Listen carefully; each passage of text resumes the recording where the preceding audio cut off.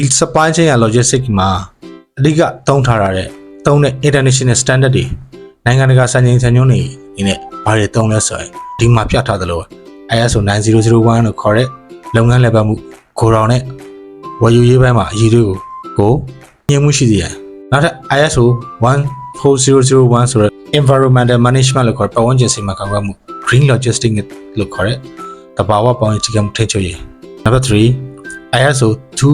2800လို့ခေါ်တဲ့ supply chain security ထောက်ပံ့ကွင်းဆက်လုံခြုံရေးလို့ခေါ်တဲ့ကုန်စည်နဲ့လုံခြုံရေးအန္တရာယ်ကာကွယ်တားဆီးရေး Number 4 ISO 22301လို့ခေါ်တဲ့ business continuously ဖြစ်တဲ့လုပ်ငန်းစဉ်ရေရှည်ဆက်လက်လည်ပတ်နိုင်မှုဖြစ်တဲ့ပြတ်တောက်မှုများဖြစ်ပေါ်ချိန်မှာလုပ်ငန်းဆက်လက်လည်ပတ်နိုင်စွမ်း Number 5 GS1 standard လို့ခေါ်တဲ့ဘာကုန်းနဲ့ခြေရာခံစနစ်တွေဖြစ်တဲ့ဘာကုန်းကျူက EDI နဲ့ကွန်ပျူတာခြေရာခံခြင်း Number 6 Incoterm 2020နိုင်ငံတကာကုန်သွယ်မှုနဲ့ဝယ်သူရောင်းသူတာဝန်မှုများကိုသတ်မှတ်ခြင်းအစရှိတဲ့ FOB CIF EHW DDB စတာတွေကိုခေါ်တာပါ Number 7 Sigma လို့ခေါ်တဲ့စွမ်းဆောင်ရည်မြင့်တင်ခြင်းနဲ့အလေလွင့်လျှော့ချခြင်းပါဒါတွေအကုန်လုံးက2024-2025အတွင်းမှာသုံးနှုန်းခဲ့တဲ့စံချိန်စံညွှန်းတွေပါနောက်တစ်ခုက Industry Best Practice Standards လို့ခေါ်တဲ့လုပ်ငန်းခွင်အကောင်းဆုံးလက်တွေ့ကျင့်သုံးမှုတွေဖြစ်တဲ့အရာတွေပါဒါတွေက ISO မဟုတ်ပေမဲ့ကမ္ဘာလုံးဆိုင်လက်ခံထားတဲ့စံနှုန်းတွေပါနံပါတ်1 ABC Analysis လို့ခေါ်ကွန်ပျူတာတို့တန်ဖိုးလက်ခွဲကြတာ JNE လို့ခေါ်တဲ့ Just in Time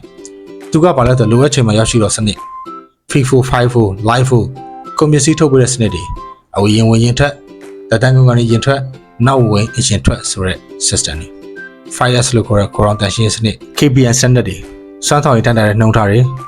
KPI မှာအများကြီးရှိပါတယ် ODIF on time in full အချိန်မှန်အပြည့်အဝပို့ဆောင်မှု fill rate လို့ခေါ်တဲ့ order ပြည့်မီမှုနှုံထားတွေ inventory accuracy လို့ခေါ်တဲ့လက်ကျန်စီရင်တိကျမှန်ကန်မှုတွေ order cycle time လို့ခေါ်တဲ့ order ကြာမြင့်ချိန်တွေနောက်ဆုံးတစ်ခု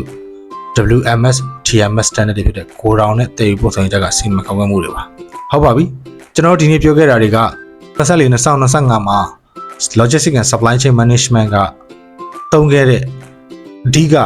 ဝေါ်ဟာရတွေအဓိကအသုံးအနှုန်းတွေဖြစ်ပါတယ်ဒီထဲကနေပြီးတော့တချို့